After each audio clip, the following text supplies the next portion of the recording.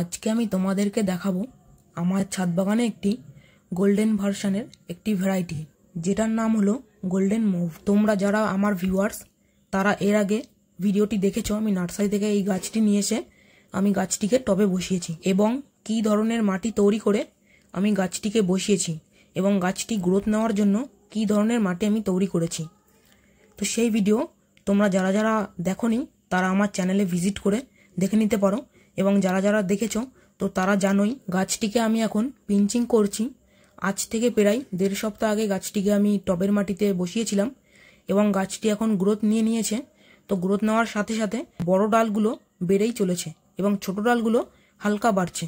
তো সেই কারণে আমি গাছটিকে পুরোপুরি একটি গোলাকার শেপ রাখার জন্য বেড়ে ওঠা ডালগুলোকে আমি পিঞ্চিং করে দিলাম এবং পিঞ্চিং করলে কি হয়, গাছটি যতটা পরিমাণে ঝাঁকড়া তার থেকে আরও বেশি ঝাঁকড়া করার জন্য আমি পিঞ্চিং করে দিলাম এবং পিঞ্চিং করা যে মাথাগুলো সেগুলিকে আমি গাছের গোড়ার টবে ফেলে দিলাম।